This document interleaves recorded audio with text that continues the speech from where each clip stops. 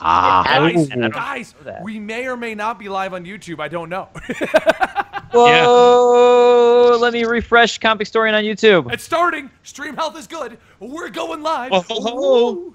The last time it's good.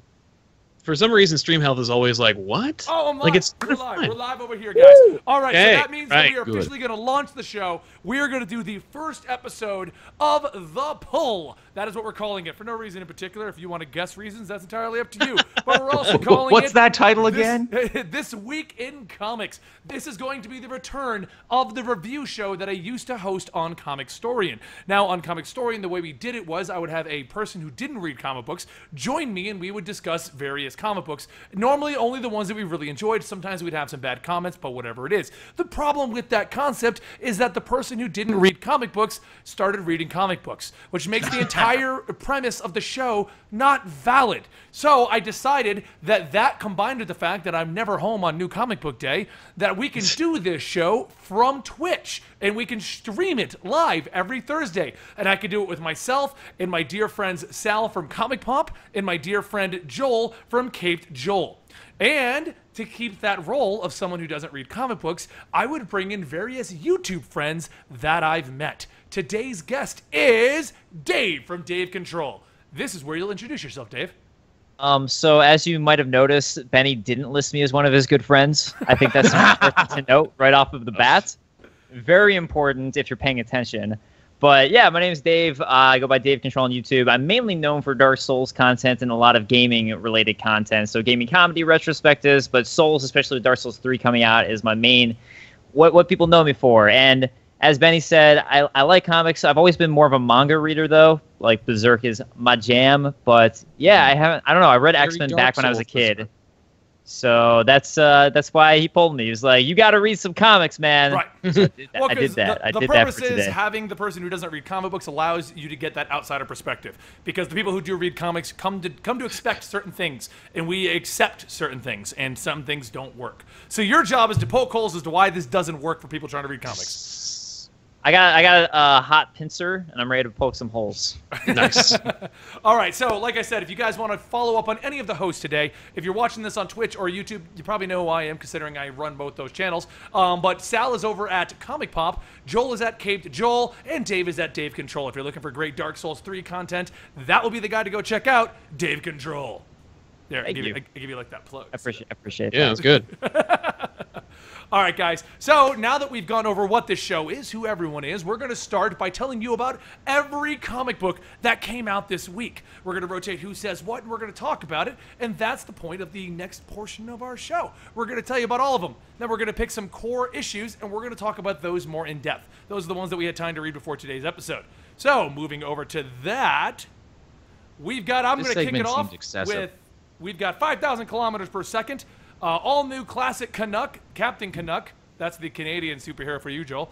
We've got the Amadeus Cho book, Genius at Work, Amazing Forest, Amazing Spider-Man Silk, Amazing Spider-Man, Angel in Faith, the Angry Birds comics, Archie, the Army of Darkness, Furious Road comic, Arrows comic. We've also got the new Assassin's Creed, Awesome Possum, just because I love that name, Baltimore, Batgirl, Batman Beyond, Bee and the Puppy Cat.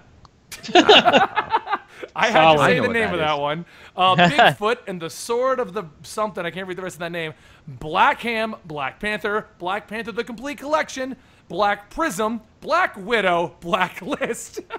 There's a lot of black stuff going on right now. Yeah. Bloodline, Bloodworth, Bob's Burgers, and page 2. Joel, go. Blood. Oh, I'm doing page 2. I thought you said I was doing page 3. All right, Joel. No, I'm 3. Oh, yeah. Then Joel, you're 2. Go. Okay, I'm 2 then? Okay, then let me go over to page 2 then from page 3 where I thought I was. Okay, we got Bughouse. We got The Bunker, issue number 16. We got Business in the Beardrins. No, we said you skipped the weird Korean ones. You're already messing up. Call of Duty Black Ops 3, Captain Canuck, issue 11, Cautionary Fables. Go ahead. Keep going. Keep going, Joel. Okay. We got a Defender. We got Chaos Campus, Child of the Sun, Commando. Man, that looks cool. I've never seen that before. Commando She skipped over Spitfire. Christmas with her boss. Come Here's on. the kicker.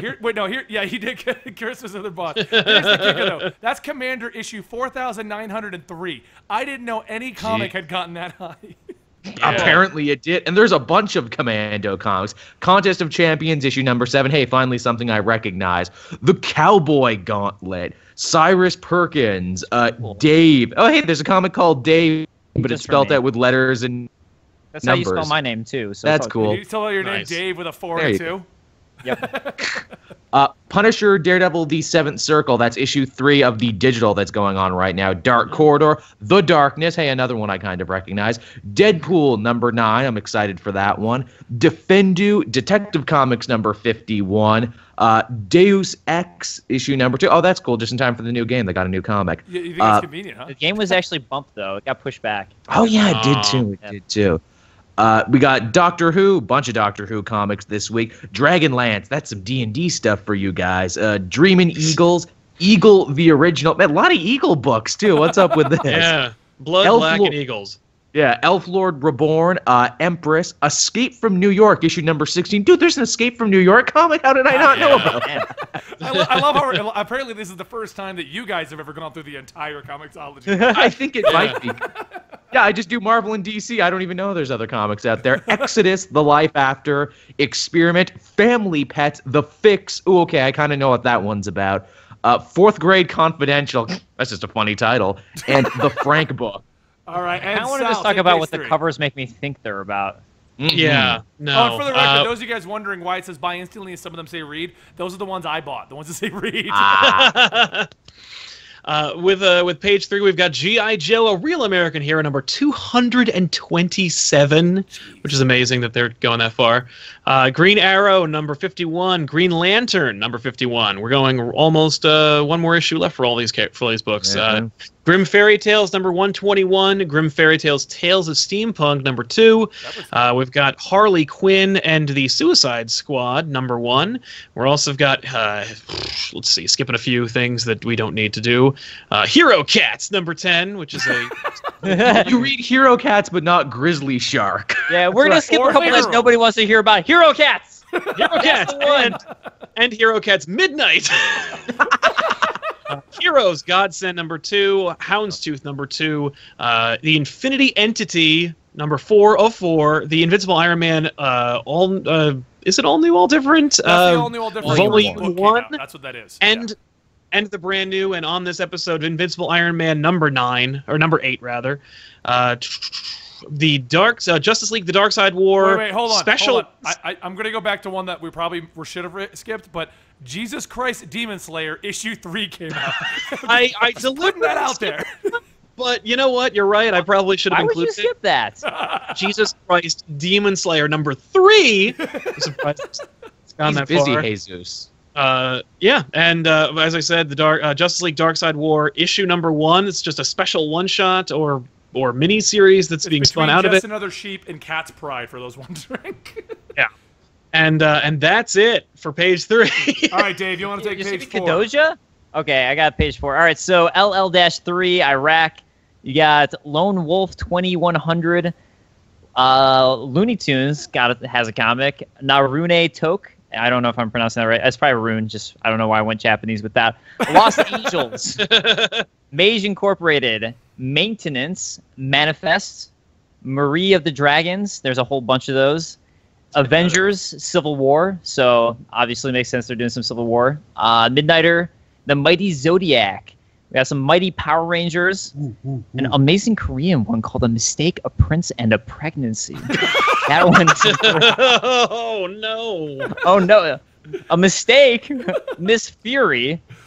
A bunch of My Little Pony for you bronies out there. Motherless Creatures.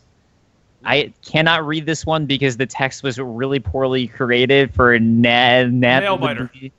Thank you, Nailbiter. Nailbiter's a great book, too. So screw Good you, book, Dave. but bad typeface. Look, I'm assuming it's a good style, but as far as reading the name of the title, not a good typeface. Suicide Squad though, so we got some I love Avengers. How you skipped over the Avengers title. I know. I was like, who needs Avengers? Avengers Standoff, Suicide Squad, Ninjak, Old Man Logan. Yeah, it's Yep. Logan. Yep. I know he's holding the name like weird, but that's all good. It makes sense. It makes sense. That was fine. It's Don't not forget like about Owly.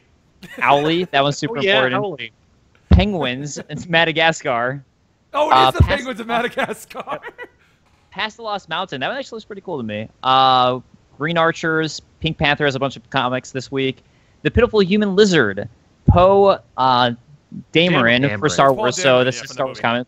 Is it Poe Dameron? Is that how you pronounce it? It's Yep. either way. They always just call him Poe, so I didn't know how to pronounce his last name. But Yeah. they got Star Wars comics starting to come out. Actually, a lot of Star Wars news this week for Oh, yeah. big Star Wars fans. But Yeah. Predator, Prometheus, not Prometheus, just Prometheus.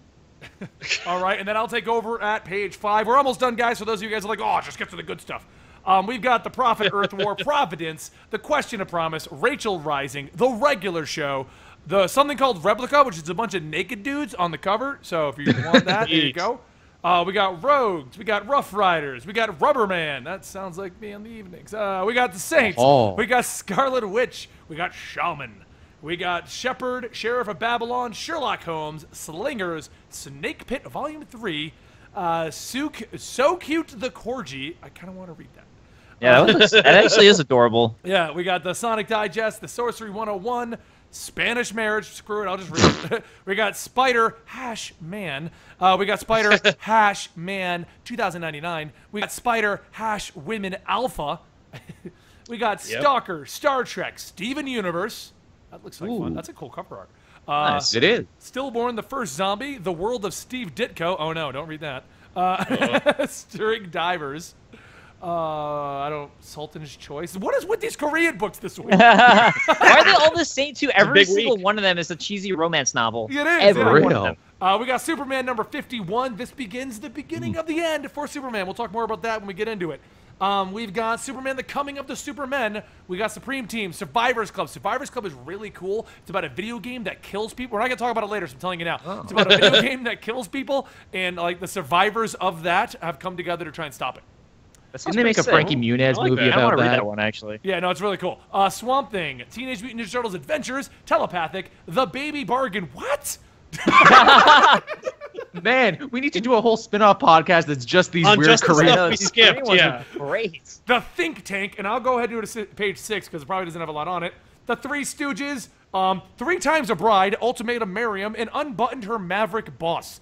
I like that one. There's quite a bit more. Oh, The Uncanny Avengers standoff, the Uncanny X-Men, Unfollow, Ungrounded, Urban Myth Investigators. Actually, heard that one was pretty cool. I don't know if it is. I haven't read it yet, but I heard it.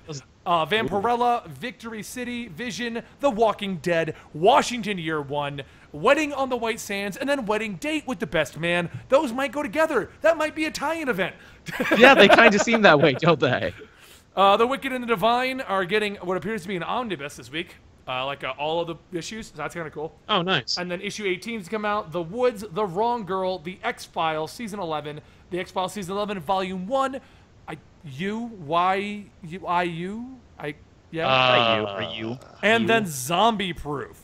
Now we're back to us, and I can go back to the I chat. think we should really point out the fact that Ultimate Marriage, the artwork for that cover, is like it's worse than I can draw. I don't. I'm not like look. I have nothing against Korean art styles or anything like that, but that one's really, really not Wait, good. where's the Ultimate Marriage? You said the Ultimate Ultimate Marriage? Marriage is the top of this page, top of Top of page page? 6. Oh, yeah, Like the less Ultimatum than Marriage. Here, I'll even pull it up. Or Let's have- Ultimatum, let's excuse have me. a look at just one of these. It's from a company called... Ultimatum. And for the record, we're mocking the names. These might be great books for people who want them. For all we Like- know. A hot okay, so I night just spent with her blew one up true the love. Ultimatum Marriage. It's an original novel by Ann Major.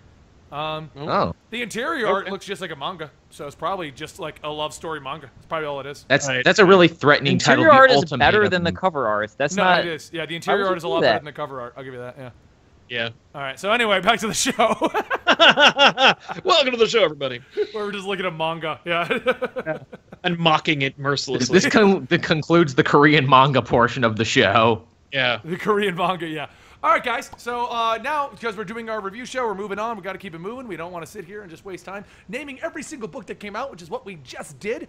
Once again, we're going to move forward. For deeper discussions this week, we decided to pick the titles Justice League, The Dark Side War Tie-In, Superman, Black Panther, Iron Man, Bloodlines, Power Rangers issue number 2, Spider-Man issue number 3, and Green Lantern issue number 51. Dave has read on 3 of those, and we kind of picked them what would be good for a beginner. So just so you guys know how this is going to work. So starting at the top of our list, Justice League, The Darkseid War. Yeah, after reading it, it was kind of like, oh, maybe Dave shouldn't have read that one. Yeah, because it was literally like the last third of the Darkseid War, which even we don't know where it's going. So, Well, but still, what'd you think? Yeah, You know, so I'll Dave, say you take off on actually- this one before we tell you exactly what's happening in it. Well, actually, all right, sure. Yeah, I actually found this to be one of the. It might have been my favorite one actually, just because. For me, right, new to it, this one went a lot into Grail's backstory and who she was. That's true. So because of that, and since it ended up being kind of an origin story in a lot of ways, I was able to get into it because it wasn't just this random character. Here's my background: is I don't know very much about the DC universe because of all the Marvel movies. I know a lot more about the Marvel universe, but the DC universe, I like Batman a lot. I don't know much about the other characters. So like the Green Lantern stuff, I actually found that pretty interesting, even though I don't know much about Green Lantern But more so the Grail story. I like that one a lot. I like the Grail story. I enjoyed that because I don't know much about the Amazons, and I was still able to get into it and be like, wow, this is an interesting character. Yeah. It's funny that Grail is the big villain of this story, and we're only now at this point getting her origin and what she's after. And she doesn't even get it in the main book. She gets it in a special issue. I like that, though, and that's actually why I picked it for you, because it is technically in the middle of a giant story arc that's going on. But at the same time, I felt like of all the issues, this was the most standalone, because it gave you more information on the Amazons and Grail and what was happening. The Green Lantern portions were a little confusing if you don't know what's going on. Well, but it's funny because it's actually not even the Green Lantern. It's about Power Ring, an alternate reality Green Lantern. So even that's something we don't really know too much about. So seeing the inside of the Power Ring battery thing was kind of cool and also kind of self-contained. I was like, I think that I don't know anything about this, so I'll be pretty good with it. Yeah, it was like just from my interesting to know. perspective, even without knowing anything about Green Lantern and the lore and mythology of that character, I was still able to be like, wow, this is a cool location that the character's in, and I'm still interested in what's going on and happening. So it wasn't so in the middle of an action I couldn't pick up on it. Yeah. I was like, oh, all right, like I can get into this just fine. That's cool. So, They do a good job building Jesse Cruz up here, who obviously, as we know, because of DC Rebirth, is going to become a Green Lantern in her own right. And this is her setting upon that road of overcoming her fear and defeating the spirit of Volthoom. I honestly felt like she was going to get the ring at the end of the issue. Like, I thought that I thought like it was going to be a tie-in where she was going to get the ring, and then we'd go back to the main story arc, and if you didn't get the tie-in, you'd be like, what happened? What? I think I think that's going to be like issue 52. I think I've looked at the cover. I think that's the cover. It's her with a Green Lantern ring. Yeah. So verdict from a newcomer. You think if someone were to go to the store right now and buy it, Dave, you think this is something they could pick up? yeah, I think this one's fine. Actually, this was pretty good. I like this one. Okay. Nice. It's definitely on my pull list for the week. I definitely recommend Yeah, it. I mean, I definitely, it depends on what you like, but since I kind of like dark characters with a darker background, I dug it. I got into it. Grail would fit in Dark Souls. Yeah, She would. Grail would have fit right into Dark Souls, but even the Green Lantern stuff, that was really cool too, just being in that world. And that was right when the comic started too. It started with you in that crazy world inside the ring.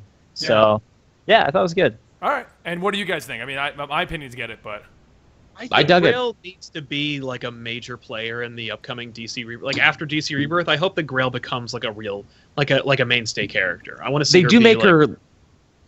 Yeah.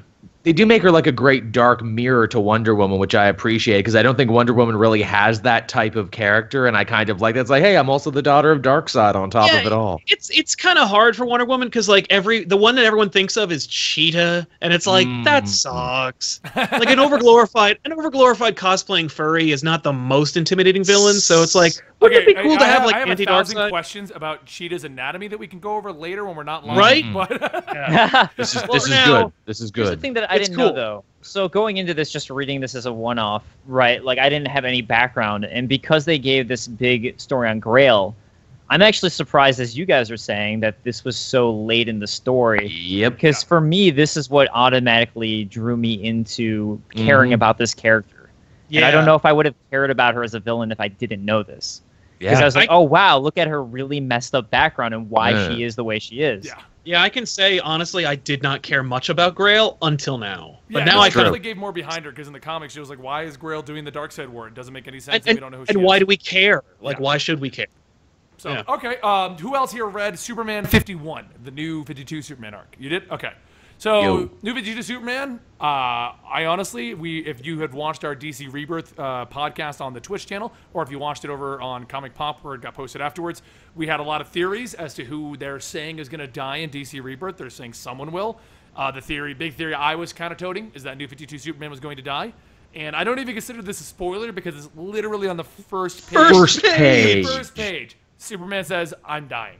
That's like the story arc right there. Which is kind of funny because like since the death of Superman is such a iconic moment, it's like, oh yeah, shut up. Like for real. If it weren't for DC Rebirth, I'd be like, whatever. He died in JLA last week. Is the funny thing? And and he name checks the events of what's going on in JLA in this book and several other events. I'm like, oh good, thank you for bringing all of this together and saying that this all did happen to the same dude. I appreciate that, Tomasi. I honestly, I feel like this is just them giving him a proper send-off because this almost just confirms what we're saying, that in DC Rebirth, the unnamed character who's going to die is going to be Superman. That's almost what it confirms. And this kind of gives him a proper send-off, like a way of him saying goodbye and being like, hey, it's been fun, but I'm apparently the one you don't like. I'm sorry that I'm the only one from New 52 you did not accept.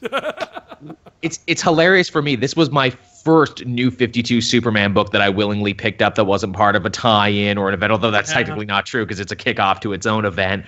But I'm just like, wow, so the first time I'm reading you and you're dying. I do appreciate where he gets mad, but not because he's dying. He gets mad because, all the lives I can't save and all the good I can't do now. Which just hints at there's going to be something carrying it on. I think what this whole thing is I mean, I was a fan of the New 52 Superman, but I think overall this is just, even if you haven't read him, if you just know of him, you've been reading him in Justice League, pick up 51 and 52. It's just going to say goodbye to the guy. That's all it's going to do. Totally. So I don't know if he's going to die.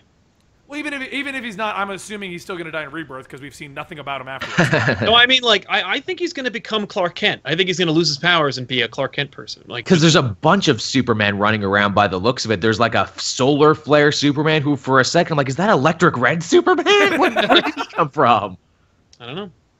Okay, well, yeah. So, I mean, for my opinion, even if you haven't been reading New 52 Superman, if you're at all invested in the New 52, I would say pick up Superman 51, most likely 52 to see where this goes.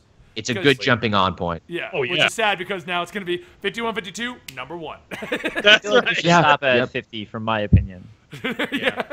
Stop sorry, at 50. Just for anyone new, I haven't read any of these, so the Superman one, sorry. Okay, so next up on the list is the Black Panther book. This is getting talked about all over the place. Yes, it is. I'm just going to go ahead and say it. I felt it was a little too wordy, and I wasn't a fan of it. Now, bear in mind, I'm not a super fan of Black Panther to begin with. I think he's cool. I've never really been able to get into any of his individual stories, so his whole thing of being a king of an African nation is kind of like, I don't relate with you at all. A super advanced African nation. Yeah. Yes, it's always been a cool concept. The Black Panther's always been a cool idea, but my Black Panther's always been the one who's just an ambassador of his nation, and he's he's always dealing with American problems as a non-American, and whenever he goes to a con, I'm always like, I'm bored. I don't know. Politics are you know. I kind of felt bad reading this one in a sense because it felt like the most progressive one to me because I don't know the character Black Panther very well, and you have the Black Panther, you have a lesbian love story, so it's really progressive. Oh yes. Oh, it absolutely is. I thought this was a really bad comic, so I was like, oh man.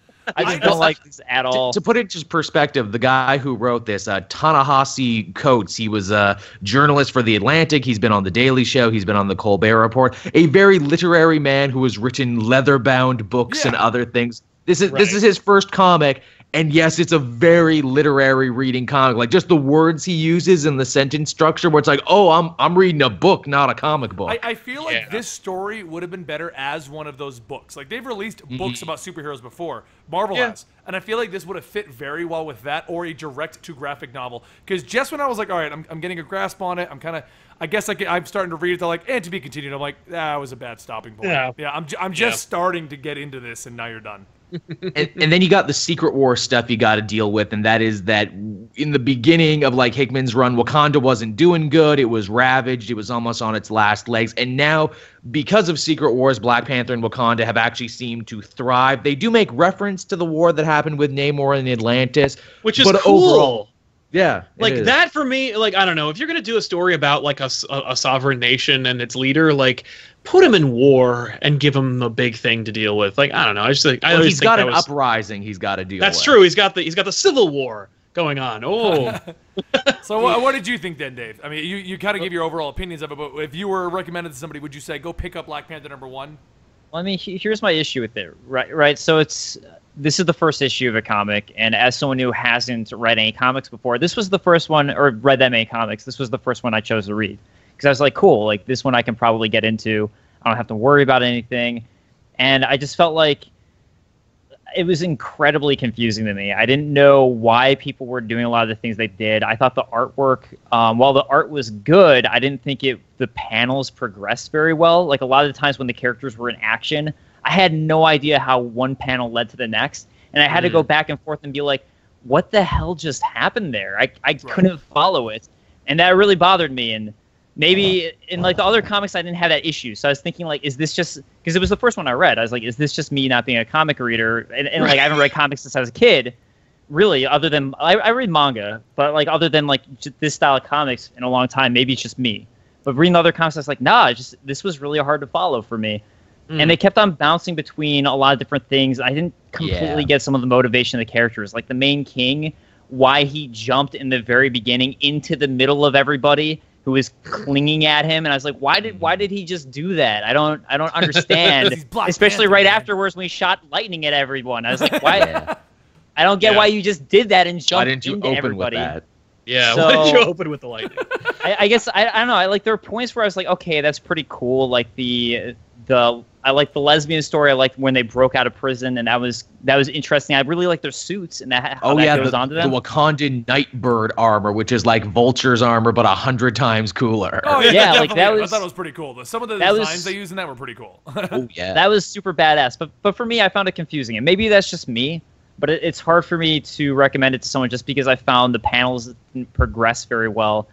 And it was just, for me, confusing to follow. And maybe that's just me, but that was kind of what I took away from it. It is kind of funny in a book called Black Panther. Black Panther is just one of many stories that you follow. It's more about a book about Wakanda, honestly, and what's going on. I think that was part of my problem. Because like with Black Panther coming out in the movie and Black Panther having a pretty cool role in Secret Wars, I started to like him more. And so I picked up Black Panther one thinking I was going to follow Black Panther, and it wasn't a lot of him at all. Like it was more. Well, there's hardly any of him. Yeah.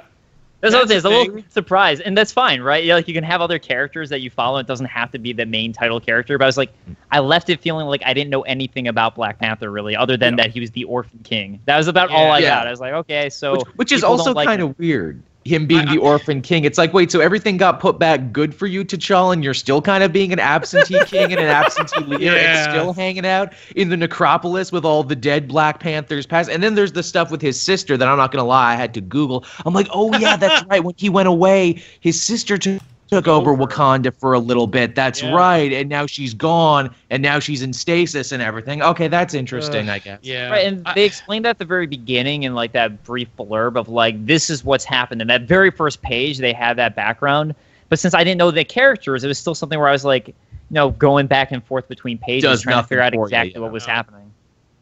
Yeah, for me, I was so ready for Black Panther to continue being awesome as Hickman set him up, because he was one of the breakout awesomest characters in Secret Wars, and it fell a little short. I mean, like, it was cool that they were trying to be cerebral and they're being progressive, like you said, but it just there wasn't enough there to hold me. No, But hey, it's issue 1, so It needs to be a big explosion. Issue 1, and this is my opinion, and it's actually funny because I'm going to skip Iron Man because that's the other one you read, right, Dave?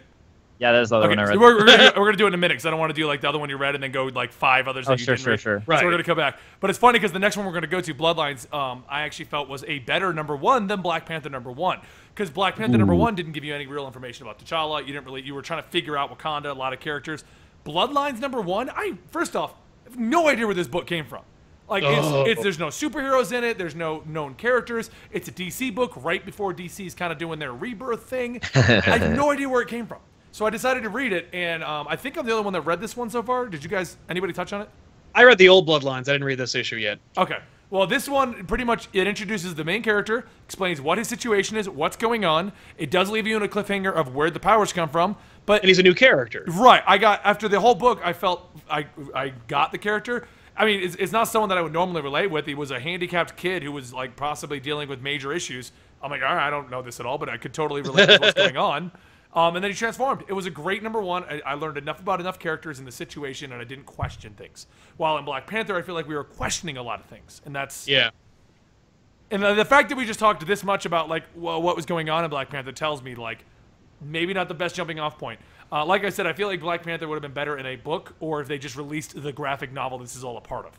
I know you've just transitioned to Bloodlines, but I do have a question with Black Panther, which is I kind of wrapped Bloodlines into Black Panther, so you're fine. Yeah, right. So I mean, like my question that relates to my criticism was that I had trouble following the action of the panels specifically. Did you guys have that issue with it, or were you totally fine with it? Were you like, oh, it's fine, it's easy? For me, when it comes to overly actiony panels, I do have a tendency to kind of just be like, something happened. Oh, look, and then I go to the last one and be like, sometimes you get tunnel vision as a comic reader. Right. I mean, like, if I'm super into a comic, I'll do that. But I mean, like, I was still like, since I was so new to it, I was like, I want to see the details. And... No, you're right, and it's actually funny because that's one of the reasons why I like having newcomers to comics on these review type shows. Because like the rest of us, we know how to skim down a comic to the parts that are. Oh, we know where this is gonna go. That's the Survivor. Got it. And that's that. Right. So it's stuff like that we wouldn't have caught. But yeah, you having issues with the action, that makes sense.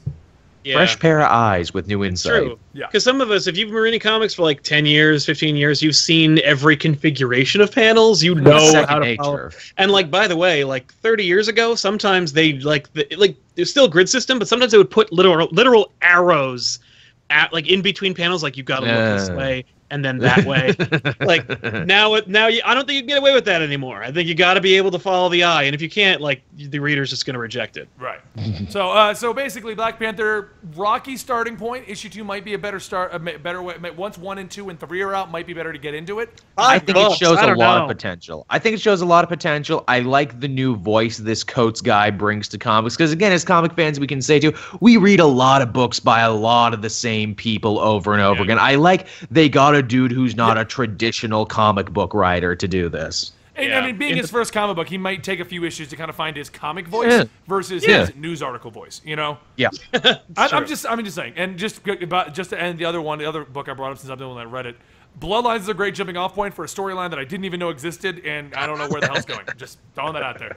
That's good. I'm glad. I love the Bloodlines original line, and I'm happy to see that it's progressing. It was really good. I liked how they did this one. All right, so then we went to Bloodlines. Let's go ahead, and I believe Joel's the only one that read this. Joel, how is Power Rangers issue number 2?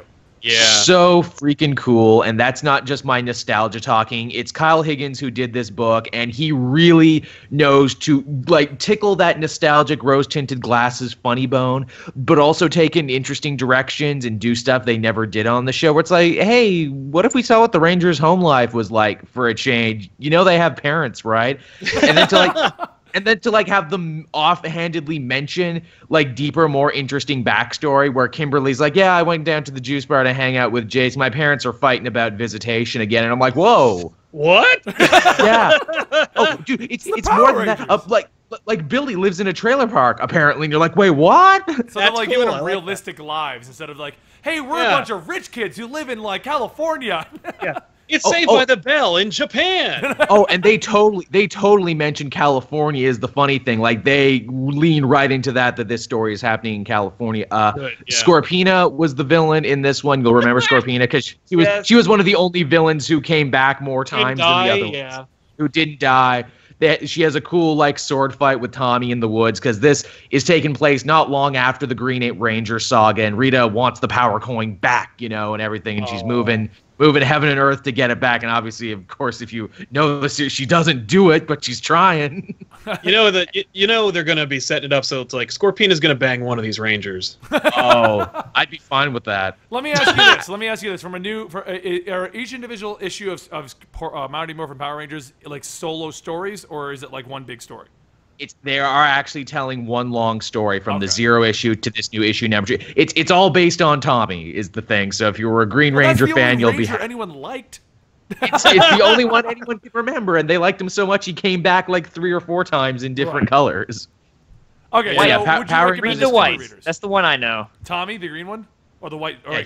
He became the White Ranger. And then he also became a Ninja Storm or something like that? I don't even know. He got a few other He became a White Ranger, He became white, then he was red for a while. and then he became. You realize when wording it in the manner in which you are, you're being very racist.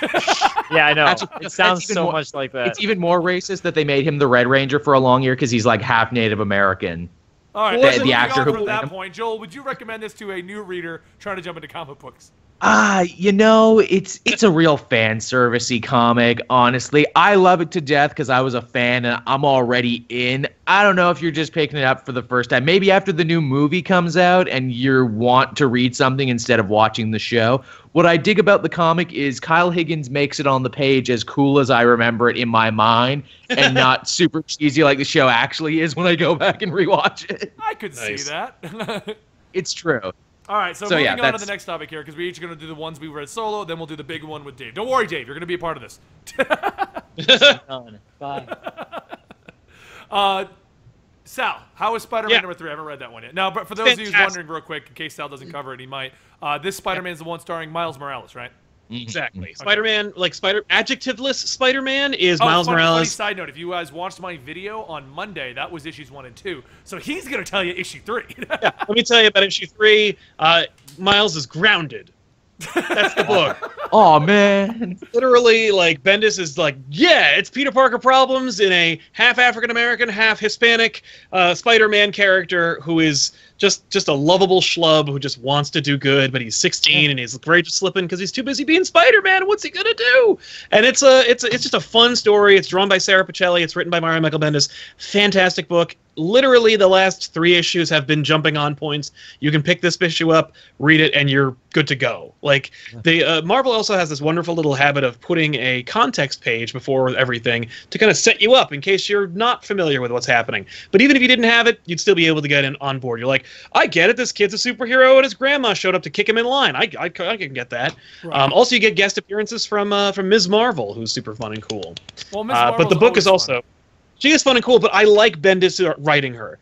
Between G. Willow Wilson and Bendis, those are my only 2 writers that I want to see write Ms. Marvel. I don't like really anybody else's handling G. of her. Willow Wilson does a great job. She really She does. Well, it's her character. If you follow on Twitter, she plays Elder Scrolls Online all the time and complains about it.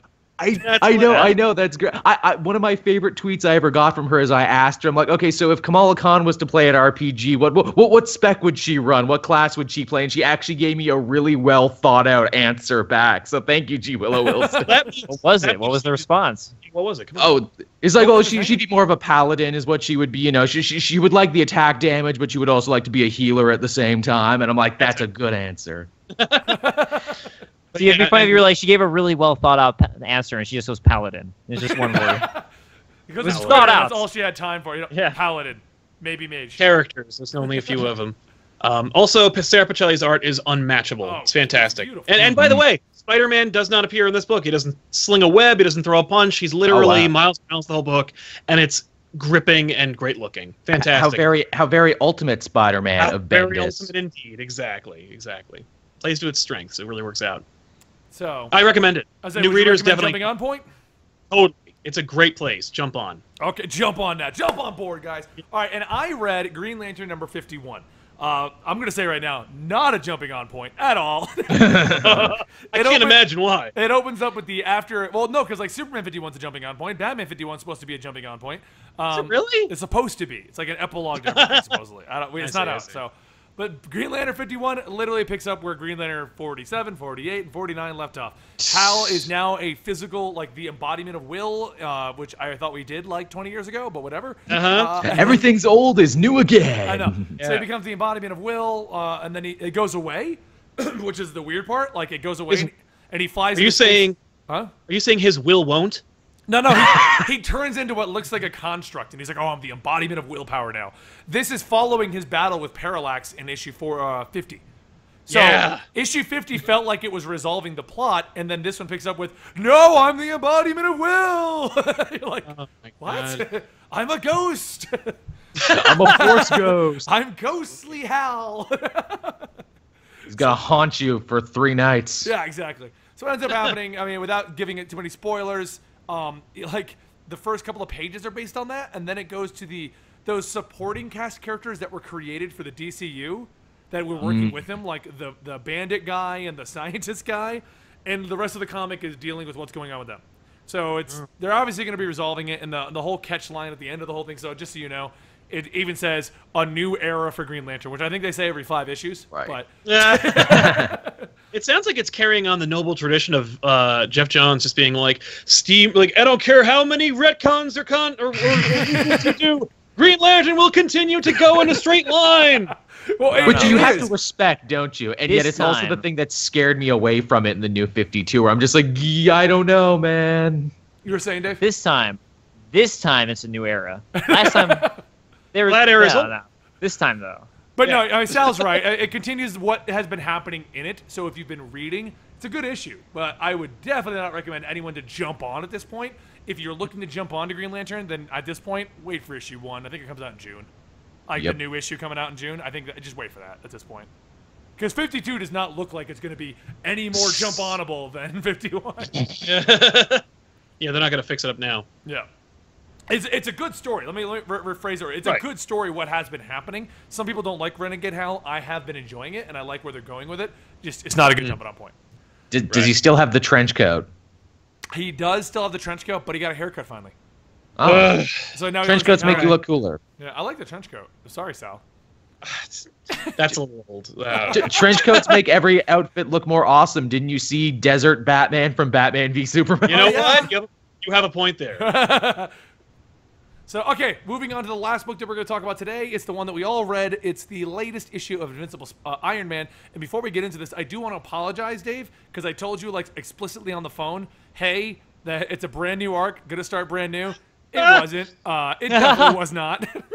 That's fine. I was like, I think I'm jumping on in the middle here, but that's all right. Honestly, it might have been good because of that, because it started right into the action. It It might have been did. a Yeah. good thing. Last couple were spinning their wheels, so you actually got some stuff happening in this one. On the road to Civil War 2. Yep, maybe. Yeah, I have no idea what this is going to do with Civil War. So what? I'll tell you what. So, Yeah. well, starting off, let's let Dave go ahead and kick off with this one. So, Yeah.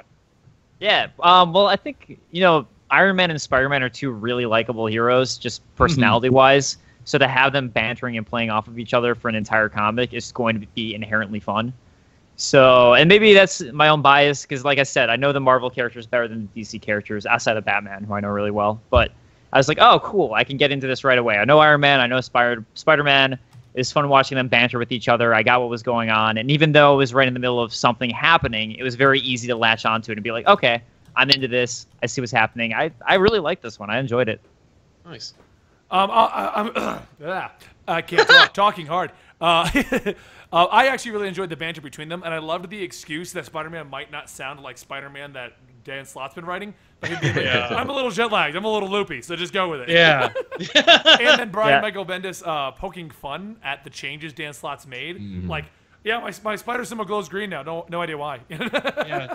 Oh, see, Those like, people aren't okay, like reading that that. stuff I didn't pick up on. Like, I got that they were joking, but I just thought it was like, I didn't pick up on why that joke was there. I was like, all right, I guess I just figured it was a style change. I didn't know it was an entirely It literally was a It style is. change with no explanation. Just he started Yeah. having a glowing green spider as of like the all different Marvel. Yeah. So that's what that joke is. Yeah. I guess the implication is like it's a techie suit. It's got stuff in. It's got like electricity in there, and he's diverting a bunch of it to make the spider glow. Like just It's the a way light people- bright. Yeah, it's bizarre. But yeah, it was just a stylistic choice, and it's just Bendis being like, I don't know. If you're new, if you're not reading Spider-Man and you see Spider-Man and you think he's like weird looking, he just has this. I don't know. That's I because mean, like- awkward at well, the for Marvel someone water new. cooler. I say Yeah. for someone new though, like for me not having read the previous Spider-Man Yeah, it comics, I works. wouldn't have known. I would just been like, oh, I guess this is just the style of this comic. I Right, wouldn't have yeah. questioned it at all. I would just be like, all right, That's fine. that's how they chose to draw him this time. Right. That's cool. I like a little green in my Spider-Man. Yeah, right. Personally, I like where they're going with the Rhodey storyline. Technically, you should have read issue. I think this was issue 8, right? Yeah. 7. 7. No, this was 8, wasn't it? Because I thought 7 think it was, was 8. was the Iron 8. Yeah, well, whatever it was, the issue right before it was a part of it. I thought it wasn't. It was like I thought it was a solo Iron Machine. Was it War Machine? That Oh, it was 8. Yeah. Yeah. So War Machine basically explains what happened to him the issue before. Okay, and 'cause- then that Nice. issue ends with Iron Man going to look for him. Okay, got it. Because I thought it was kind of fun the way I started him, where it just jumps into you don't know where he is, because that was my perspective. Yeah. Well, And then we don't know. He just gets captured at the end, and then you find out this is where he was the whole time. So Okay, gotcha. So you didn't But miss yeah, anything other than what he was doing in Japan. Like that's all it really explained. And And important to note, Iron Man was recruiting Spider-Man for help because Spider-Man is currently the CEO of his own company, which is also situated in Asia at the moment. Yeah. And complicating... Yeah. So that's why he happened to already be close enough to help him out. Exactly. Yeah. That's why there was Okay, no got other Avengers nearby. Because, like, Yeah, no one else was in Japan. It wasn't just convenience. There was actually a little bit of thought into it. Yeah. It's one of those things where I was just, to me, I was just like, I'll just go with it. Whatever. Right. Those just happen to be the two heroes are together right now. So whatever. But You're I very like forgiving. I like the villain though because it was a nice twist on the fact of like, oh, now both of the guys can't use their suits at all, or totally screwed. Well, I liked the little tagline also, though, because at first I thought they were just stealing Iron Man armor. But one thing that happens in this one is Spider-Man's web shooters. Which Yeah, they take his Yeah. Yeah. So, Yeah, that was fun. I think it was a good jumping on point, even though there is an issue before it, simply because the issue before was all about Rhodey, while this one's all about Iron Man and Spider-Man. So you could jump in here and be like, what you did, Dave, and be like, oh, we just don't know where he is. We're finding him. Yeah. And even the Rhodey stuff, it's just him being like, where am I? I don't know where I am. I don't know what's happening. Like, it's just him being confused. So you can skip it. But this one's good. More happens in this one than the last 2 issues. It's true. I think like of the 3, this is probably the one that I'd be most likely to get the next issue of, just because it did a good job of keeping you in suspense of like, oh, what's going to happen next. Whereas I said I like the Grail story a lot for the Justice League one. There wasn't necessarily a point where I was so invested in what was going to happen next. Yeah. I was like, okay, like that's an interesting character, cool, but I wasn't at all invested in like what's going to happen next. I didn't really care that much. Right. Whereas this one, like, and that just happens to be with the fact that you're in the middle of an action. But I was like, oh wow, like I really wonder how they're going to take care of this guy and get out of this situation. Yeah. I think the action was. Excuse me, this girl. I think it was definitely. I think it was actually a female that they were fighting, but yeah, they said it was a girl, but yeah. we haven't seen that person yet, have we? I don't think we did in the last issue. No, okay. It's hard to tell when it's just text and just lines, and then it's just like and it's in a robot giant thing. robot suit. That Yeah, can go male or a genderless suit. Yeah. So, what do you think, Joel? You've been quiet on this one. Yeah. I didn't read this one yet. Is the thing? It's on my pile. I was gonna read it, but I didn't. I had nothing to add, but I like what you're all saying. I'm digging this new Bendis Iron Man run. It looks to be going in some interesting directions. Let me ask you this, and I don't think it's too much of a spoiler. Do they go back to that story where they seek to imply that there's going to be a new War Machine, or that girl in college was building an Iron Man suit? Do they go back to that? No, they don't? Okay. No time. Yeah, no. We're probably never going to touch on that or Superior Iron Man, or if we do, it'll be in passing, just like the first issue had a in passing mention to a cure for mutants, and we've never gone back to that. Yeah. Well, I'm sure this has been Brian just Michael Bendis planting invented seeds a for cure later. for mutants. We're never going to use it. Yep. Not yet. Missed. I think what I liked a lot about this one was that the writing was really strong. Like you talked about, Benny, that the back and forth between Spider-Man and Iron Man felt really natural. I was like, wow, I could definitely see this coming out of these characters' mouths. Yeah. Well, it was good. It was entertaining. So it was witty. It was entertaining. I was like, I dig it. See, so basically, you enjoyed Brian Michael Bendis' writing because he's definitely unique to himself in the way he writes his stories. He's also really good at his best. He's great at bringing in new readers. Totally. He does that whole Harry Potter theme of writing where like the last page was always like a what, and then you have to pick up the Yeah, which is clever because, like I said, with the Dark Side story, I was like, I was intrigued. I was fine with it, but I didn't necessarily think, well, I have to know what's going to happen. I was like, well, it didn't really leave you on too many like cliffhangers. Like the Dark Side tie-in was more of a self-contained. Here's Grail's story. Oh no, she's gonna do something bad. Right, and then with the whole ring that they were in the power ring area, it's like, well, I assume that she's going to escape. And I wasn't, I don't like outside of that. I'm I'm sure she's going to escape. Did they leave it with her like at the exit? Like, I'm not going to explain what was going on because I don't want to reveal who the voice is. But I think they just revealed the voice and that was it. Oh, she doesn't escape. Yeah. And then so that though for me because I had no idea who that was. I was like, that would do like nothing for me. I was like, that's a big shrug of like, okay, like I don't know, I don't get why that's a big deal. It's me. Who are you? I get why someone who's been reading for a while would be super like, oh crap, holy shit. But for me, I was like, oh. Well, let me put it this way: I have been reading this event since it started, and at that big reveal, I'm like, oh yeah, that's right. I forgot where they ended up. Okay, that's cool.